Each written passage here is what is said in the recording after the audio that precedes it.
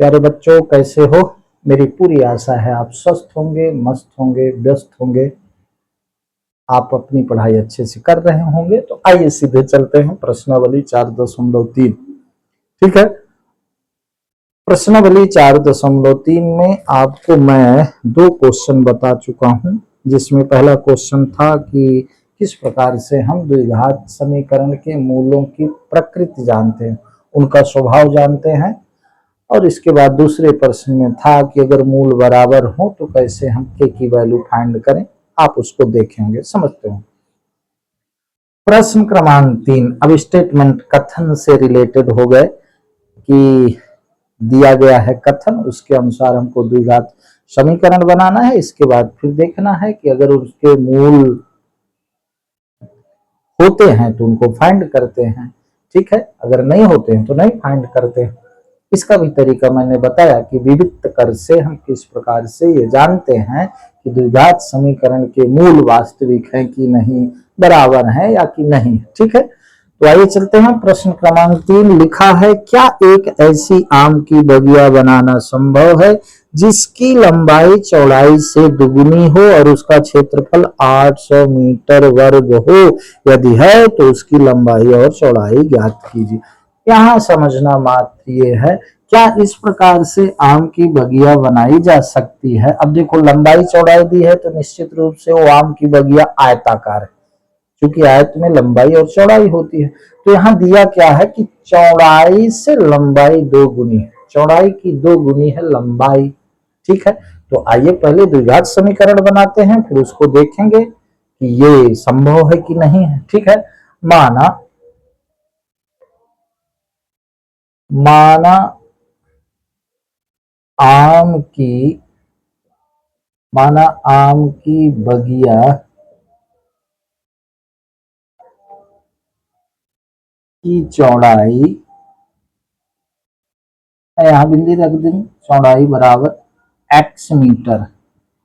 प्रश्न ये उठता है कि मैंने चौड़ाई क्यों मानी। प्रश्न की अगर बात करें तो दिया है कि चौड़ाई के 2 गुना लंबाई है, तो हमने चौड़ाई को मान लिया x, अब इसी का 2 गुना कर देंगे तो लंबाई आ जाएगी। लंबाई भी माना जा सकता है, लेकिन मैंने आपसे शुरू में कहा कि मैं आपको गणित को सरल तरीके से समझाने का प्रयास करूंगा। इसके बाद फिर धीरे धीरे हम अपने रिदम पर आएंगे। ठीक है, जिसकी लंबाई चौड़ाई से दुगुनी हो, चौड़ाई हमने x मीटर मान ली, अतः प्रश्नानुसार प्रश्नानुसार प्रश्न में जो कहा गया, प्रश्नानुसार लंबाई बराबर क्या हो जाएगा, 2x मीटर। चूंकि चौड़ाई के दुगुनी लंबाई है इसलिए 2x मीटर लंबाई हो गई।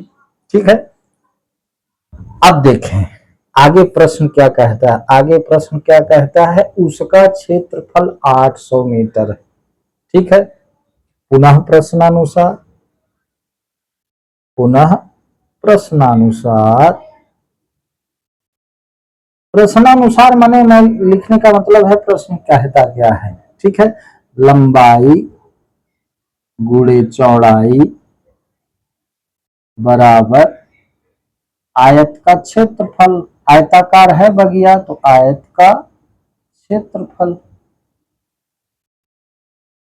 अब देखें लंबाई क्या है, 2x है, चौड़ाई क्या है, x है, बराबर ये 800 मीटर वर्ग क्या हो गया, क्षेत्रफल। तो अब इसका हम गुणा कर दें तो ये हो गया 2x स्क्वायर बराबर 800। अब ये है एक वर्ग समीकरण, द्विघात समीकरण है, इसको 2 तरीके से हल कर सकते हैं। अब यहाँ तो आपको ज्यादा सुविधा होगी कि एक्स स्क्वायर बराबर हम 800 बटे 2 कर लें, ये 2 कर दिया, ये कट गया, 400 आ गया। तो आया क्या, एक्स स्क्वायर बराबर 400 आ गया। हमको एक्स की वैल्यू ज्ञात करना है, तो अगर दोनों ओर हम वर्गमूल निकालें, ध्यान लिखना चाहिए, दोनों ओर वर्गमूल लेने पर, दोनों पक्षों का वर्गमूल लेने पर, दोनों पक्षों का वर्गमूल निकालने पर, वर्गमूल लेने पर कुछ लिख सकते हैं। ठीक है, तो अब देखें एक्स स्क्वायर का वर्गमूल है तो ये दोनों कट गया, तो एक्स बराबर इसका वर्गमूल होगा धन ऋण 20। वर्गमूल निकालना आपको आता होगा। क्योंकि यहाँ लंबाई चौड़ाई की बात है इसलिए 20 का हम धनात्मक मान लेंगे। ठीक है, तो एक्स क्या माने थे, चौड़ाई, चौड़ाई 20 आ गई है ना। चौड़ाई उत्तर बराबर लंबाई बराबर 2x बराबर 2 गुणे 20 बराबर 40। लंबाई 40 मीटर आ गई मेरे भाई, और चौड़ाई क्या आ गई, इसकी चौड़ाई x आ गई, तो चौड़ाई बराबर हो गया 20 मीटर। अब देखें 20 मीटर चौड़ाई हो गई 40 मीटर, चूंकि 2x थी लंबाई, तो 2 गुणे 20 तो 40 मीटर इसकी हो गई क्या, 40 मीटर इसकी लंबाई हो गई। अब उत्तर की जांच हम कैसे कर ले भाई, क्योंकि यहाँ कहा गया है लंबाई गुणे चौड़ाई बराबर आयत का क्षेत्रफल। आयत का क्षेत्रफल आपका 800 मीटर वर्ग दिया गया, लंबाई 40 गुणे चौड़ाई 20, 40 का 20 में गुणा करेंगे 4 दूनी 8, 800 मीटर वर्ग आएगा। ठीक है, अब यहाँ एक चीज और समझ लें, यहाँ जब मैं लगाया तो इसको इस तरह से लगा दिया, आप समझ गए होंगे। ये 2 नीचे चला गया तो 800 बटे 2, तो एक्स स्क्वायर बराबर 400, दोनों हमने वर्गमूल निकाल लिया। इसको हम ऐसा भी कर सकते, कैसा, द्विघात समीकरण है ना, तो हम इसका गुणनखंड निकाल के भी मध्य पद को स्प्लिट करके भी निकाल सकते हैं। यद्यपि यहाँ मध्य पद नहीं है, फिर भी देखें क्या था, हमारा आया एक्स स्क्वायर बराबर 400, इस तरह से आया था। ठीक, तो इसको हम ऐसा लिख सकते हैं एक्स स्क्वायर ऋण 400 बराबर 0।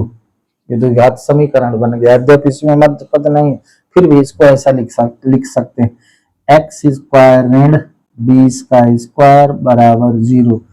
अब देखिए ये ए स्क्वायर ऋण बी स्क्वायर के फॉर्म में आ गया। सर्वसम का आप जानते होंगे, ए स्क्वायर ऋण बी स्क्वायर बराबर ए ऋण बी गुणे ए धन बी, एक सर्वसंख्या ये होती है। इस सर्वसंख्या का यहाँ उपयोग कर लें तो ए ऋण बी एक्स ऋण 20 गुणे एक्स धन 20 बराबर 0। ठीक है, तो यहां क्या हो गया, एक्स ऋण 20 बराबर 0 अथवा क्या एक्स धन 20 बराबर 0। ठीक है, तो यहाँ x बराबर 20 आ गया और ये x बराबर ऋण 20 आ गया। मैंने कहा चूंकि लंबाई चौड़ाई धनात्मक होती है इसलिए x का मान धनात्मक 20 रखेंगे, अर्थात चौड़ाई 20 आ गई, लंबाई 2x है तो 20 गुणे 2, तो लंबाई हो गई 40। इस तरह से, तो कहने का तात्पर्य ये कि प्रश्न कह रहा था क्या एक ऐसी आम की बगिया बनाना संभव है, फिर लास्ट में कहा उसकी लंबाई और चौड़ाई ज्ञात कीजिए। हमने लंबाई चौड़ाई ज्ञात करके आपको समझाया। ठीक है, तो इस तरह से एक एक प्रश्न आप आराम से देखते जाएंगे, उनको रिवाइज करेंगे, धीरे धीरे आपको ये भी समझ में आएगा कि कैसे सर यहाँ पर मान लेते हैं, फिर किस तरह से उसको बीजी व्यंजक में व्यक्त कर देते हैं, ये धीरे धीरे होगा भाई। ठीक है ना, तो इसको आप अगर रोज पढ़ेंगे, एक बार देखेंगे, धीरे धीरे आपको एकदम अभ्यास हो जाएगा, कोई दिक्कत नहीं होगी।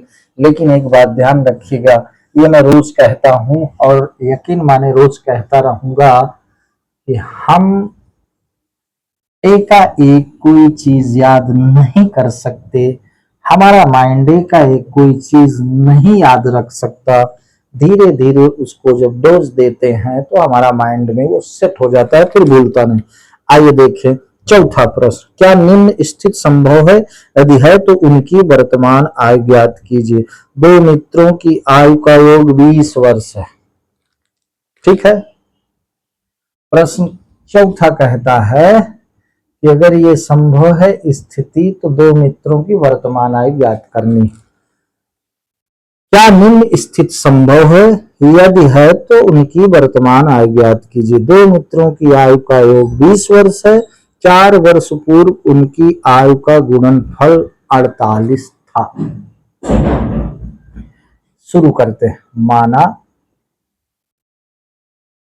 पहले मित्र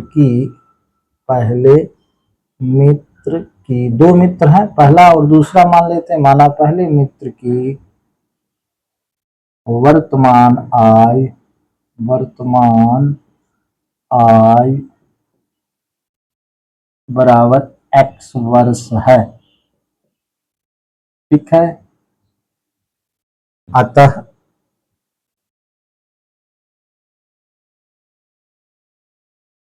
x धन, अतः प्रश्नानुसार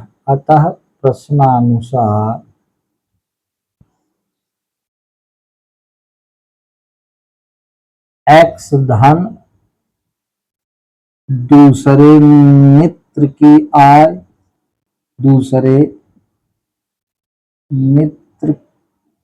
आय बराबर आयु बराबर 20 वर्ष, ऐसे में लिखा है। प्रश्न क्या कहता है? दो मित्रों की आयु का योग 20 वर्ष है। पहले मित्र की आयु हमने x मान ली, धन दूसरे मित्र की आयु, तो दूसरे मित्र की आयु आ गई कितना? दूसरे मित्र की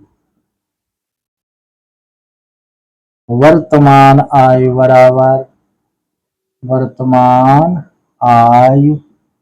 बराबर 20 ऋण x वर्ष।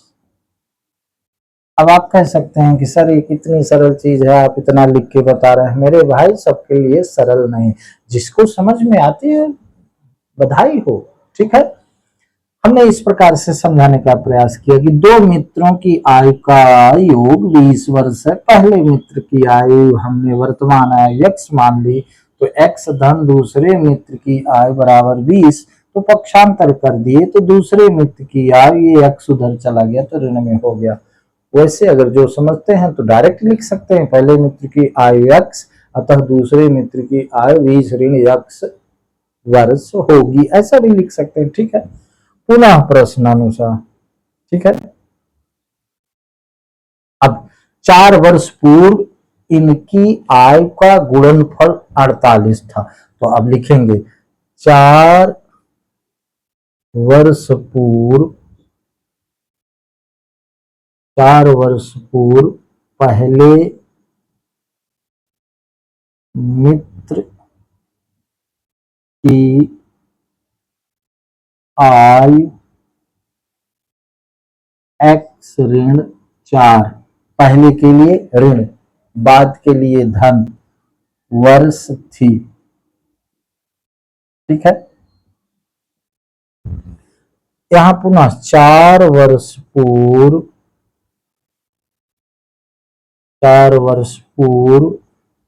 दूसरे मित्र की आयु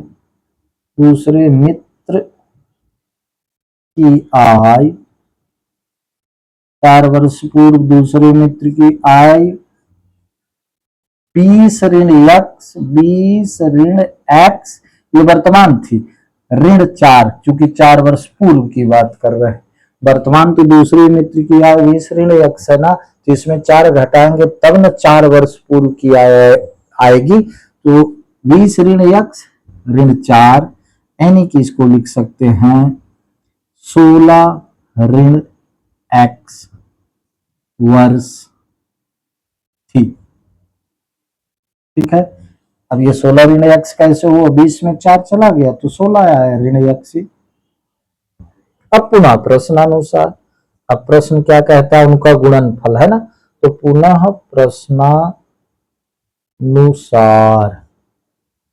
प्रश्न क्या कहता है? 4 वर्ष पूर्व दोनों मित्रों की आयु का गुणनफल 48 वर्ष था, तो 4 वर्ष पूर्व इनकी जो आयु है इसका हम गुणनफल बराबर 48 लिख दें। ये 16 ऋण x बराबर हो गया आपका 48, जैसा प्रश्न कह रहा।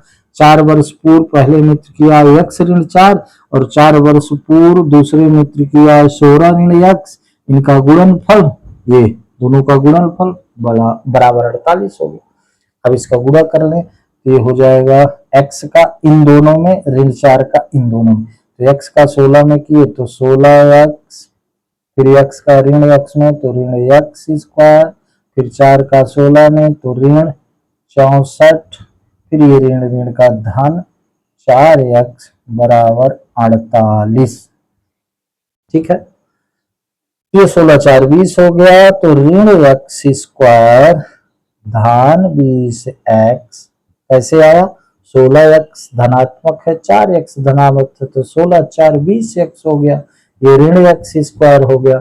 अब ये ऋण 64 ऋण 48, 48 इधर आ गया, धन था तो ऋण हो गया, उधर 0 बचा, तो ये कुल मिला के क्या हुआ, ऋण x स्क्वायर धन 20x, ऋण ऋण जुड़ते हैं, लिखा ऋण में जाता है 112 बराबर 0। समझ गए, ऋण ऋण आपस में जुड़े, ऋण में प्राप्त हुआ। अब दोनों तरफ ये ऋण एक्स स्क्वायर है, इसको धन एक्स स्क्वायर बनाने के लिए, सुविधाजनक करने के लिए इस समीकरण के दोनों पक्ष में हमने ऋण का गुणा कर दिया, लिखने की कोई आवश्यकता नहीं। इसको हम जब ऋण का इधर इधर तो 0 में ऋण का गुणा करेंगे 0 ही आएगा, इधर ऋण का हम गुणा करें सभी में तो ये हो गया एक्स स्क्वायर, ऋण था तो धन हो गया, ये ऋण 20x हो गया, ये धन 112 हो गया बराबर 0। प्रश्न तुम्हारा कहता है क्या निम्न स्थिति संभव है। अब ये x की वैल्यू आएगी कि नहीं, इस द्विघात समीकरण का हल होगा कि नहीं, इसके दो मूल वास्तविक होंगे कि नहीं, ये विविक्त कर से हम प्राप्त कर लेते हैं। ठीक है, तो यहां देख ले, यहां a बराबर 1, b बराबर ऋण 20 और c बराबर 112। तो देख लें, b स्क्वायर ऋण 4ac, ये d बराबर होता है, d जिसको विविक्त कर को हम d से डिनोट करते हैं।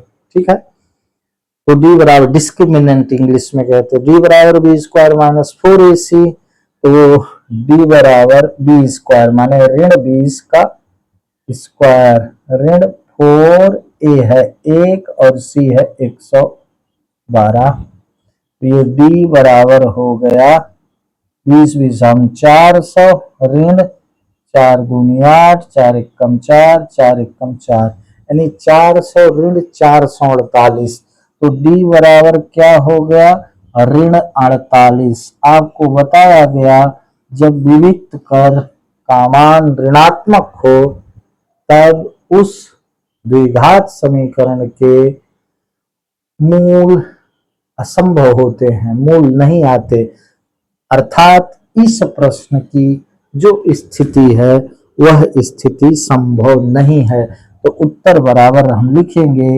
ये स्थिति संभव नहीं है। नहीं, क्यों नहीं संभव भाई, क्योंकि पहले मैंने बताया कि डी ऋणात्मक आ रहा, यानी विविक्त कर ऋणात्मक आ रहा है। If b square minus 4ac, यदि बी स्क्वायर माइनस 4ac 0 से छोटा है, ऋणात्मक है, तब उस द्विघात समीकरण के मूल नहीं होंगे, असंभव है, इसलिए उत्तर बराबर नहीं। बात समझ में आई, बिल्कुल समझ में आई होगी, सरल चीज है। एक प्रश्न और बचा इस प्रश्नावली का, उसको बता देते हैं, वो भी इंटरेस्टिंग प्रश्न है। ठीक है, इसको आप वीडियो रोक करके लिख लीजिएगा। आइए अगले प्रश्न में चलते हैं। अगला प्रश्न क्या कहता है, अगले प्रश्न में आयत दिया है, क्षेत्रफल दिया है, और फिर हमको बस वही लंबाई चौड़ाई ज्ञात करनी है। तो आइए देख लेते हैं उस प्रश्न को, लंबाई चौड़ाई हम मान लेंगे क्या है प्रश्न, उसके अनुसार हम पहले द्विघात समीकरण बना लेंगे और इसके बाद फिर देख लेंगे कि उसका हल संभव है कि नहीं संभव। लिखा है बाबू, क्या परिमाप 80 मीटर तथा क्षेत्रफल 400 मीटर स्क्वायर के एक पार्क को बनाना संभव है, यदि है तो उसकी लंबाई और चौड़ाई ज्ञात कीजिए। तो लंबाई चौड़ाई हम मान लें। ठीक है, माना पार्क की लंबाई बराबर x मीटर है तथा पार्क की चौड़ाई बराबर y मीटर है। अब आप कहेंगे सर आप यहाँ x भी माने हैं y भी माने हैं, द्विघात का समीकरण एक चर वाला है।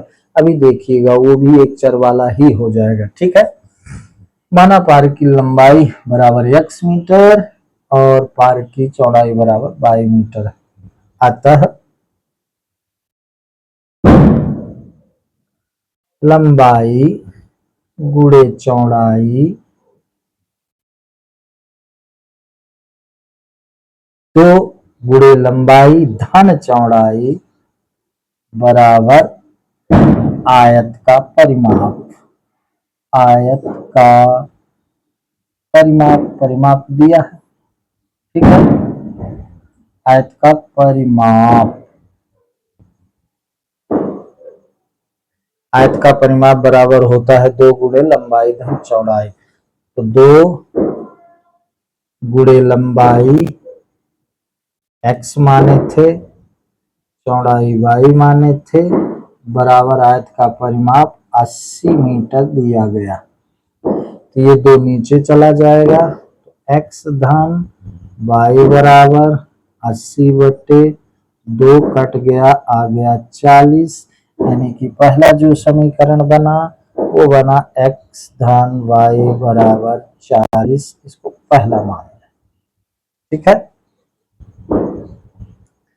एक समीकरण प्राप्त हो गया। इसके बाद कहता है आयत का क्षेत्रफल 400 मीटर वर्ग है। तो आयत का क्षेत्रफल तो लंबाई गुणे चौड़ाई बराबर होता है आयत का क्षेत्रफल।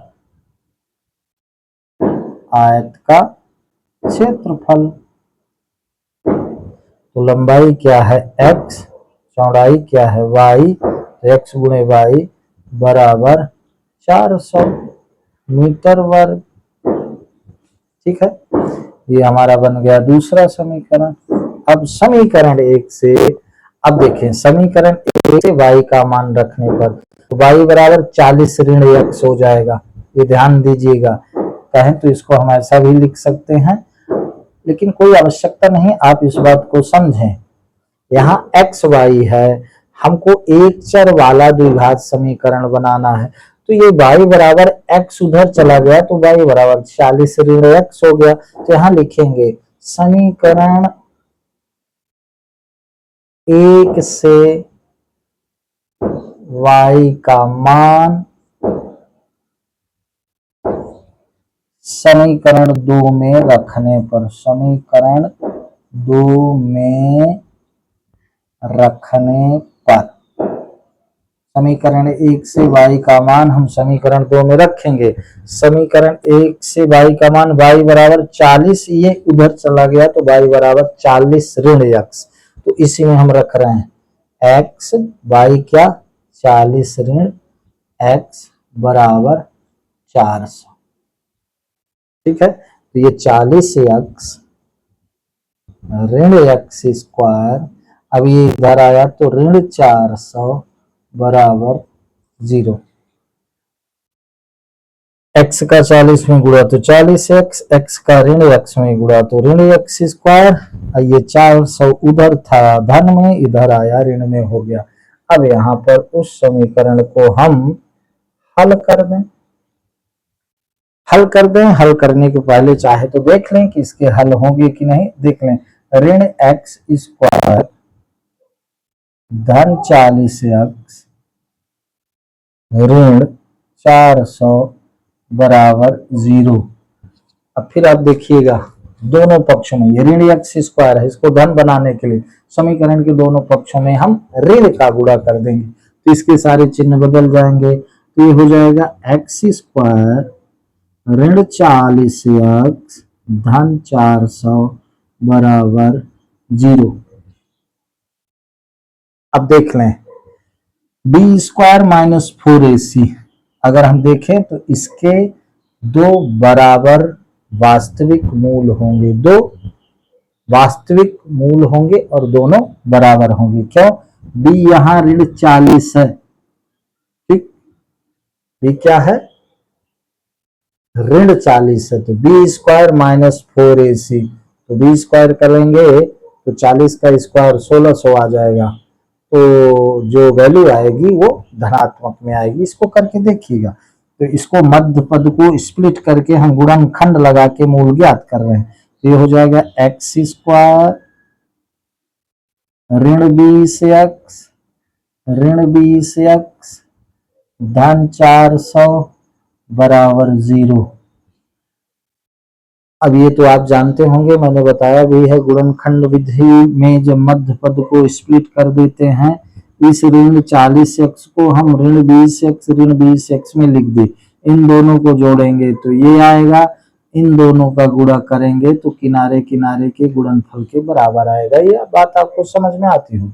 अब ये हमने जोड़ा बना लिया, तो x इससे हम कॉमन लिए तो x ऋण 20 हुआ, और यहाँ पर ऋण 20 कॉमन लिए तो x ऋण 20 हुआ बराबर 0। ठीक है,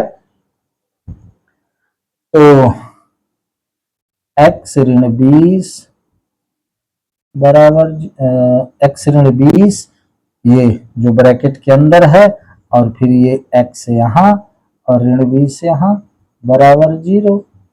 ये क्या हुआ? x ऋण 20 बराबर 0 अथवा x ऋण 20 बराबर 0। कुल मिला के x की वैल्यू यहाँ 20 और 20 आई। ठीक है, ये x बराबर 20, यानी कि जो दो मूल हैं इस द्विघात समीकरण के, दोनों बराबर है, क्योंकि बी स्क्वायर माइनस 4ac की वैल्यू क्या आ रही थी? बी स्क्वायर माइनस 4ac की वैल्यू 0 के बराबर आ रही थी। If b square minus 4ac equal to 0। ठीक है, 4ac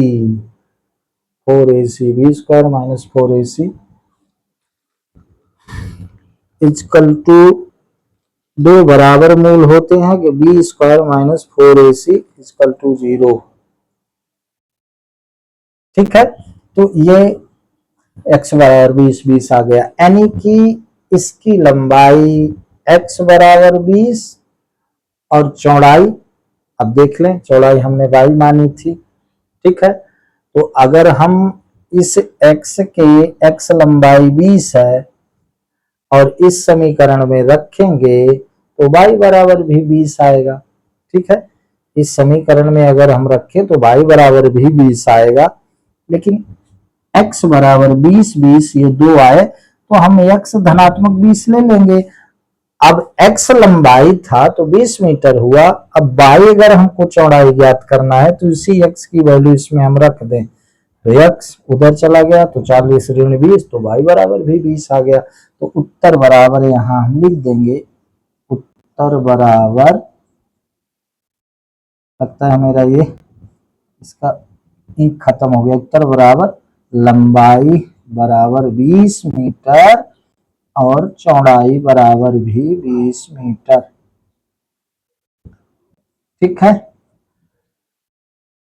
चूंकि यहां दिया है कि इसका क्षेत्रफल यानी लंबाई गुणे चौड़ाई बराबर 400 है, तो लंबाई 20 चौड़ाई 20, तो 20 20 400, इसका मतलब अपना ये सही है। ठीक है, इस तरह से प्यारे बच्चों हम 4.3 यानी द्विघात समीकरण तक पूरा कर चुके हैं। मुझे ऐसा लगता है कि मैं आपको शायद अब ये 4 तक पढ़ा दिए हैं, तो मुझे ऐसा लगता है कि मैं त्रिकोणमिति में चलूं, थोड़ा इंटरेस्टिंग होगा, बट एक तरफ से चलिए, एक तरफ से पढ़ते चलेंगे, इसके बाद 5 6 फिर 7 फिर 8। ठीक है, तो इसको ध्यान से देखिएगा। फिर मैं वही कहूँ, बड़े इंपॉर्टेंट प्रश्न है, क्रमशः आप पढ़ेंगे, धीरे धीरे ये समझ में आएगा, और समझते चलिए, अभी से समझते चलिए, अभी से पढ़ते चलिए। नो डाउट जब आप परीक्षा में पहुंचेंगे सारा अभ्यास होगा, आपको सुविधा होगी। आज बस इतना ही। मेरे कमेंट्स बॉक्स में मैं कैसा पढ़ाता हूँ जरूर लिखें, उससे सीधी सी बात है, उससे हमको समझ में आएगा। वैसे तो मुझे लग रहा है कि मैं सही ही चल रहा हूँ, आपको कितना समझ में आता है ये इम्पोर्टेंट है मेरे लिए। मैं कैसा पढ़ाता हूँ ये तो है ही, लेकिन आपके समझ में कितना आता है ये मेरे लिए इम्पोर्टेंट है। तो अपने दोस्तों को भी बताएं कि हिंदी मीडियम गणित you can do maths channel पे चल रही है, आप आ सकते हैं। तो कमेंट्स रखें और अपने मित्रों को बताएं और सब्सक्राइब करें मेरे चैनल को। आज बस इतना ही। गुड नाइट, शुभ रात्रि, धन्यवाद।